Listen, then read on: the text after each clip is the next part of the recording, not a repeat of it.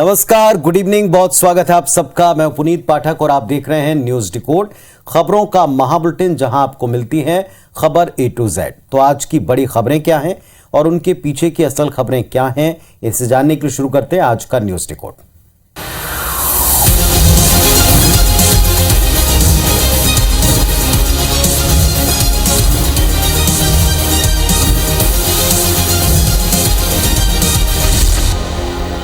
आज का दिन विपक्ष के बड़े प्रदर्शनों के नाम रहा, यह कहें तो गलत नहीं होगा। शुरुआत हम कर रहे हैं रायपुर से, छत्तीसगढ़ की राजधानी से, जहां आज पूरा दिन भारतीय जनता पार्टी के जंगी प्रदर्शन के नाम रहा।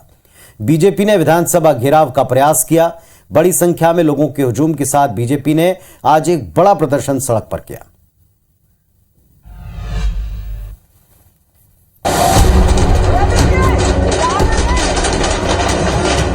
हंगामा, आंसू गैस के गोले, पानी की बौछार और गिरफ्तारियां।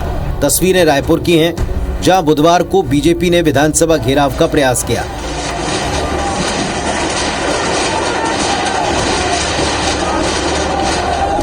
बुधवार सुबह से विधानसभा के आसपास पूरा इलाका छावनी सा तब्दील हो गया। पुलिस पूरी तरह मुस्तैद थी। इसके बाद वो हुआ जिसकी पूरी तरह संभावना थी। बीजेपी नेताओं के नेतृत्व में कार्यकर्ताओं और आवास योजना का फायदा चाहने वाले आम लोगों का भारी हुजूम विधानसभा की तरफ बढ़ा। हाथों में तख्तियां थी, नारेबाजी जारी थी। इसी दौरान पुलिस को आंसू गैस के गोले दागने पड़े और प्रदर्शनकारियों पर पानी की बौछार भी की गई। और आवाज, यदि आपने 16 लाख लोगों के घर छीना है, 16 लाख आवाज देना ही पड़ेगा। यदि 16 लाख आवाज नहीं दोगे तो सरकार बदल के 16 लाख आवाज हम बनाएंगे। इसके बाद प्रदर्शनकारियों ने एक के बाद एक पुलिस के लगाए बैरिकेड्स को तोड़ा और पार किया। सुबह से शुरू हुआ प्रदर्शन शाम तक चलता रहा और अंत में बीजेपी के कई बड़े नेता जैसे अरुण साव, बृजमोहन अग्रवाल, केदार कश्यप समेत बड़ी संख्या में कार्यकर्ताओं को हिरासत में लिया गया।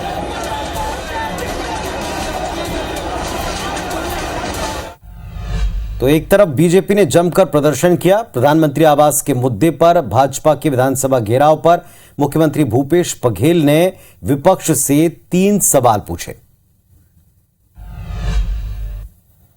जो हम सर्वे करा रहे हैं, भारतीय जनता पार्टी से समर्थन करती है कि नहीं करती है। जो नए हितग्राही हैं उसको इसका लाभ मिलना चाहिए कि नहीं मिलना चाहिए, ये दूसरा सवाल है। ये दो सवालों का वो जवाब दे दे। हमारे जो हम सर्वे करा रहे हैं उससे सहमत है कि नहीं, उसे समर्थन करते हैं कि नहीं करते हैं। तो दरअसल सरकार ने पूछा कि जो डेटा बीजेपी ने जमा किया था वो है क्या और हाँ कहां है, क्या वो सरकार को देंगे और क्या सरकार जिस सर्वे को कराना चाहती वो विपक्ष उसको अपना समर्थन देगा, क्योंकि सत्ता पक्ष ये मानता है कि और भी कई लोग हैं जिनका नाम इसमें होना चाहिए। वैसे बीजेपी का बहुप्रतिशत जंगी प्रदर्शन आखिरकार संपन्न हुआ। प्रदर्शन से बीजेपी को क्या प्राप्त हुआ, जरा इसे डिकोड करते हैं। पहली बात कि आज दिन भर मीडिया के हेडलाइंस पे, सुर्खियों में, खबरों में बीजेपी छाई रही है, दिखाई पड़ी है। पार्टी की प्रदेश इकाई ने आज का सारा दिन अपने नाम किया। दूसरी बात ये, बीजेपी ने अपनी शक्ति का प्रदर्शन भलीभांति किया। बीजेपी ये बताने में कामयाब रही कि लाख बैरिकेड्स लगा ले लेकिन उसे आप हल्के में नहीं ले सकते। तीसरी बात, हर प्रदर्शन की कामयाबी का पैमाना उसमें जुटने वाले लोगों की संख्या, भीड़ से होता है और इस लिहाज से भी बीजेपी ने जिस तरीके से प्रदर्शनकारियों की भीड़ सड़कों पर दर्शाई वो उसके प्रदर्शन को कामयाब सिद्ध करती है। चौथी बात, मोर आवास मोर अधिकार अभियान एक ऐसा अभियान है जो आम लोगों के पक्की छत के सपने से जुड़ा है। प्रदेश में आवास के इच्छुक लोगों को राजधानी तक लाना, बीजेपी ने खुद के सक्रिय होने और सशक्त विपक्ष की भूमिका निभाने के तीनों चीजों के वायदे पर एक साथ काम किया। अब सवाल ही उठता है कि क्या वो ऐसी रवानगी, ऐसी तेजी, ऐसी तारतम्यता और यही आक्रामकता चुनाव तक बनाकर रख पाएंगे? अगर रख पाते हैं तो निश्चित तौर पर बीजेपी को इसका लाभ चुनावों में भी मिल सकता है। अब ये सत्ता पक्ष के लिए कितनी बड़ी चुनौती साबित होता है, ये जरूर भविष्य के गर्भ में है, क्योंकि इसके लिए सत्ता पक्ष भी खामोश नहीं रहेगा। वो भी एक एक करके विपक्ष से मुद्दे पिछले दिनों छीनता रहा है। मध्य प्रदेश के लिए चलते हैं, जहां बीजेपी विधायक आईपीसी से उर्दू शब्दों को हटाने की मांग करते नजर आए। बीजेपी ने इसका साथ दिया तो कांग्रेस ने इसे ध्रुवीकरण की राजनीति करार दिया।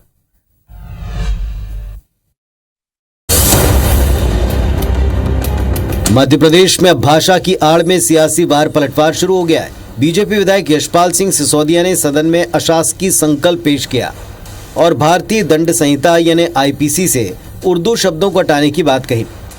इसमें एक भी ऐसा शब्द नहीं है जो मैं कहीं इधर उधर से लाया हूँ। ये तमाम वे शब्द हैं जो न्यायालयीन प्रक्रिया के अंतर्गत और थानों से जाने वाले सूचना पत्रों के माध्यम से प्रचलन में आते हैं। इनको हिंदी शब्दावली में, हिंदी शब्दकोश में परिवर्तित करने को लेकर के मेरा अशासकीय संकल्प है।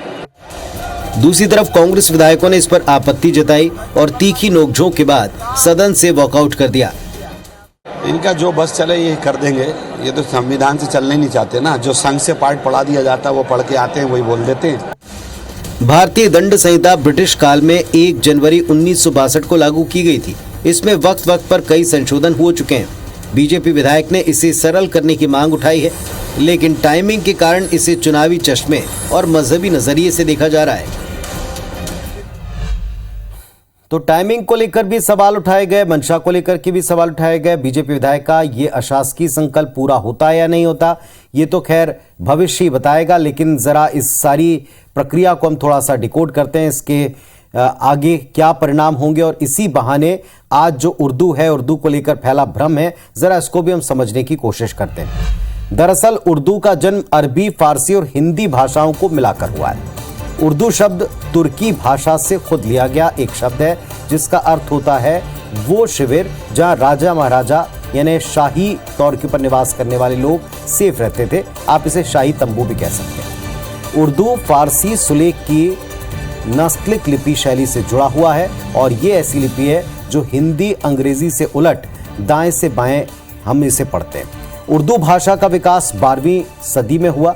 उर्दू भारत के संविधान के अनुसार मान्यता प्राप्त 22 भाषाओं में से एक है, जो भारत के 6 राज्यों की राजभाषा के तौर पर प्रयोग होती है। एक और मिथ है कि उर्दू मुसलमानों की भाषा है, जबकि ऐसा बिल्कुल नहीं। दुनिया में ऐसे मुसलमानों की संख्या करोड़ों में आती है जो उर्दू नहीं जानते और ना ही उनके पूर्वजों ने किसी को हिंदी के साथ उर्दू का कोई ज्ञान रहा हो।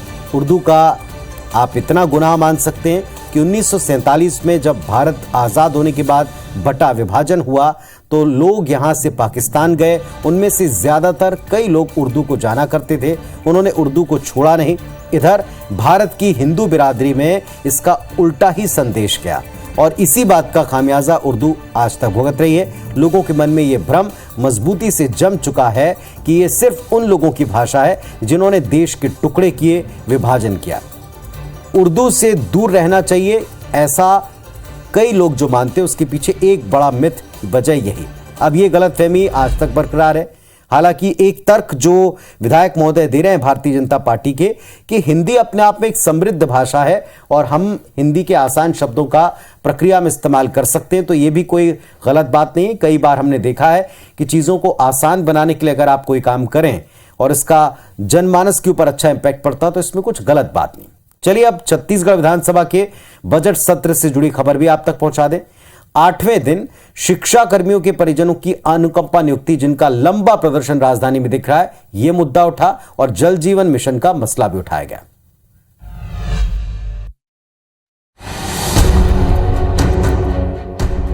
तस्वीरें छत्तीसगढ़ विधानसभा की, जहां बुधवार को 2 अहम मुद्दों पर चर्चा हुई। बजट सत्र के 8वें दिन प्रश्नकाल में अनुकंपा नियुक्ति से संबंधित सवाल के जवाब में मुख्यमंत्री भूपेश बघेल ने बताया कि अनुकंपा नियुक्ति शासकीय कर्मचारियों के लिए है। शिक्षा कर्मियों का कैडर समाप्त हो गया है, इसीलिए उनकी अनुकंपा नियुक्ति का कोई प्रावधान नहीं है। 2018 तक ये लोग कितने भर्ती किए, अनुकंपा नियुक्ति दिए हैं, ये भारतीय जनता पार्टी बता दे।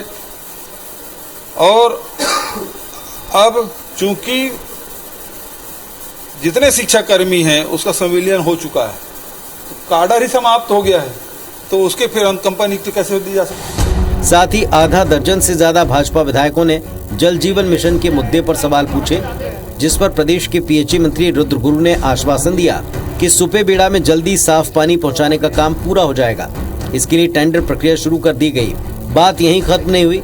पीएचई मंत्री के जवाब से असंतुष्ट विपक्ष के विधायकों ने बहिर्गमन किया। तो देखा आपने आज छत्तीसगढ़ विधानसभा में क्या और किन मुद्दों की गूंज रही। अब छत्तीसगढ़ विधानसभा में आज जो एक अहम बात साफ हुई, जरा उसको भी हम डिकोड करके स्पष्टता से आपके सामने रखते हैं। हमने आपको दिवंगत शिक्षा कर्मियों की विधवाओं के प्रदर्शन की कई दफा खबरें दिखाई। अलग अलग तरह से उन्होंने अपना विरोध दर्शाया, उसको डिकोड भी किया।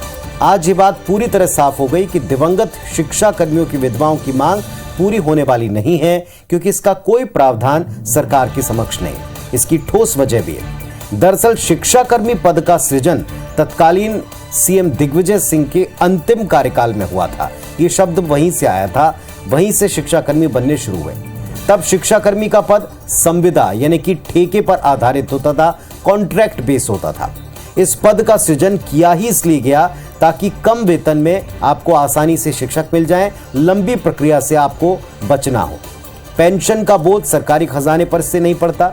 सेवा शर्तों में अनुकंपा नियुक्ति का प्रावधान नहीं किया गया था और यही बात आज सरकार की तरफ से जवाब में कही गई। तो अगर टेक्निकली देखें तो जो पहले प्रावधान था ही नहीं, उसकी मांग को लेकर इतना लंबा प्रदर्शन है, लेकिन विपक्ष ने इस पर भी घेरा है। उन्होंने कहा कि सरकार चाहे तो अधिकार देना चाहिए और अधिकार मांगने वाले गलत नहीं। इधर 2023 के विधानसभा चुनाव में शिवराज सरकार भले ही सोशल इंजीनियरिंग के सहारे चुनाव जीतने की जुगत बिठा रही हो, लेकिन शिवराज सरकार के एक मंत्री ने चुनाव से पहले एक नया काऊ कार्ड खेला है। रिपोर्ट देखिए। शिवराज सरकार के मंत्री हरदीप सिंह डंग ने बयान दिया कि सरपंच से लेकर सांसद तक जितने भी जनप्रतिनिधि हैं जो गाय पाले, उन्हें चुनाव लड़ने का अधिकार होना चाहिए।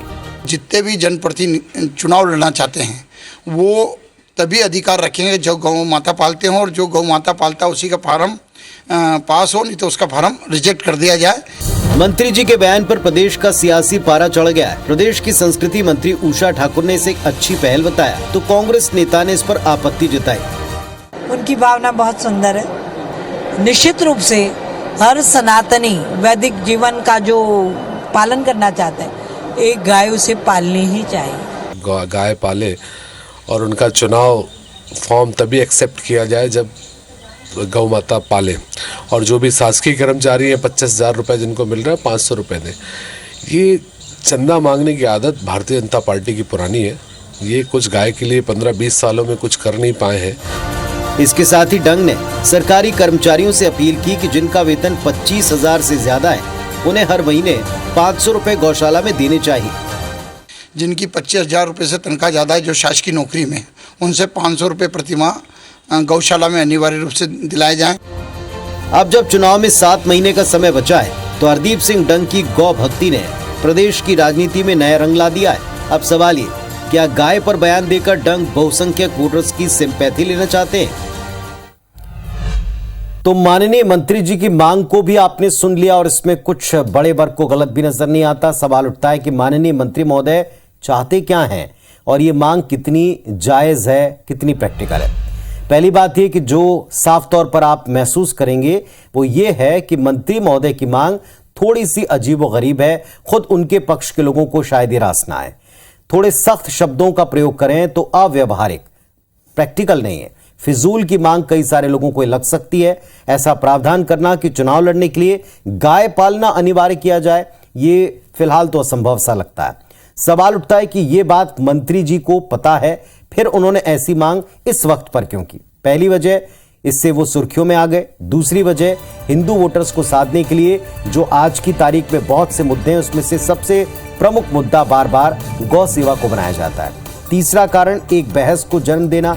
अगर भविष्य में कोई नेता ये मांग करे कि चुनाव लड़ने के लिए भैंस या बकरी पालना अनिवार्य हो जाए, तो फिर आपको कोई आश्चर्य नहीं होना चाहिए कि इस तरह की मांगे एक के बाद एक उठ सकती हैं, इसमें मांगे जुड़ सकती हैं। मानना यह कि सनातन धर्म गाय को पवित्र और माता की तरह पूजता है, लेकिन इसका अर्थ ये नहीं कि राजनीति में या किसी चुनाव में उतरने के लिए आपको ऐसी किसी शर्त का सामना करना पड़े। वोट बैंक को साधने के लिए गाय का इस्तेमाल होना चाहिए, इस बारे में आप अगर सीधे सवाल पूछते हैं तो हर कोई इस पे इनकार करेगा। हर दल, हर पार्टी का नेता कहेगा कि गाय या धर्म का इस्तेमाल आप कम से कम वोट पॉलिटिक्स के लिए ना करें। पर क्या ये केवल वोट पॉलिटिक्स के लिए किया, ये बात बेहतर मंत्री जी समझा सकते हैं। अगली खबर छत्तीसगढ़ से, जहां कांग्रेस बीजेपी नेताओं ने चुनावी जीत हार को लेकर कुछ ऐसे संकल्प लिए हैं जिसे सुनकर आप हैरान रह जाएंगे। ये संकल्प देख लीजिए जरा।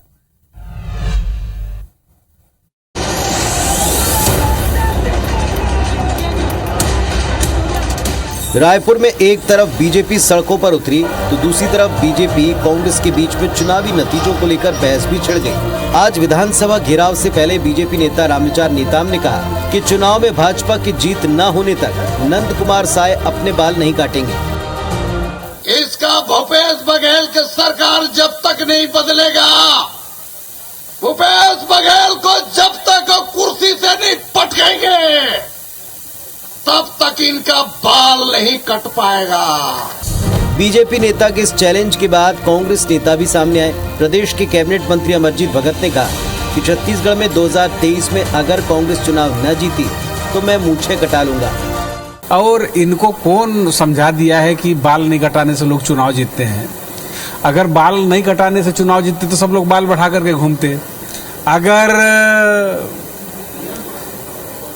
अगली सरकार हमारी नहीं बनेगी तो मैं मूंछ मुड़वा दूंगा। तो बीजेपी और कांग्रेस नेताओं में चुनावी जीत हार को लेकर अब खुले मंचों का चैलेंज सामने आने लगा है। देखते हैं किसका दांव सही पड़ता है। चलिए, तो आपने सुन लिया दोनों तरफ का चैलेंज वर्सेस चैलेंज, बालों का बढ़ाना वर्सेस मूंछों का कटाना। अब चुनाव नतीजों वालों और मूंछों के कनेक्शन को जरा डिकोड भी कर लें।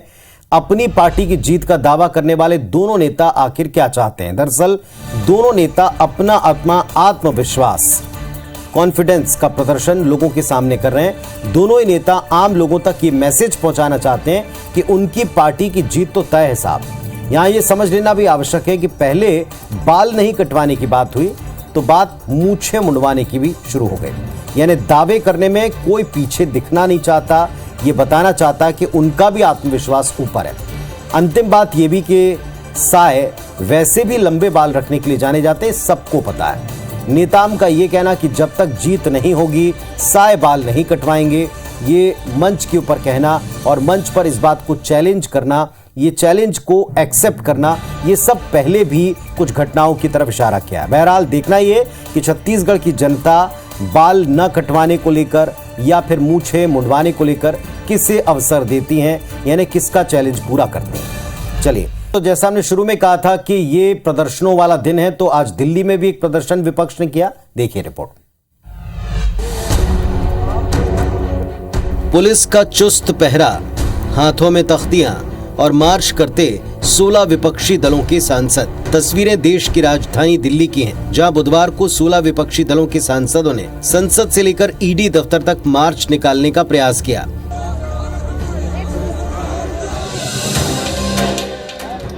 इसके पहले संसद सत्र के तीसरे दिन भाजपा और कांग्रेस के बीच राहुल और अडानी के मुद्दे को लेकर जमकर टकराव की स्थिति बनी। भाजपा ने राहुल गांधी के दिए बयान को लेकर उनसे सदन में माफी मांगने की मांग की। वहीं विपक्षी दलों ने अडानी हिंडनबर्ग रिपोर्ट की जेपीसी से जांच की मांग को लेकर काफी हंगामा किया। आखिरकार हंगामे की वजह से दोनों सदन दोपहर 2 बजे तक के लिए स्थगित कर दिए गए। सत्र के स्थगित होते ही सभी मार्च के लिए निकले, लेकिन पुलिस ने उन्हें विजय चौक पर ही रोक दिया। लाखों रुपए का घोटाला हुआ है, LIC बर्बाद हो गई है, स्टेट बैंक ऑफ इंडिया और दूसरे बैंक्स भी बर्बाद हो गए हैं। ईडी इस मामले में FIR दर्ज करके इन्वेस्टिगेशन शुरू करे। अडानी के खिलाफ कार्रवाई क्यों नहीं हो रही है? मोदी जी इंडिया के प्रधानमंत्री हैं या अडानी के प्रधानमंत्री हैं? कुल मिलाकर बुधवार को भी सदन में अडानी और राहुल का मुद्दा हावी रहा। तो चुनावी साल में विपक्ष कतई नहीं चाहता कि वो किसी मोर्चे पर कमजोर नजर आए। पटना की अब एक तस्वीर आज देख लीजिए जो सुर्खियों में रही, जहां माननीयों के बीच में कैसे कुर्ता फाड़ विवाद हुआ। देखें आप।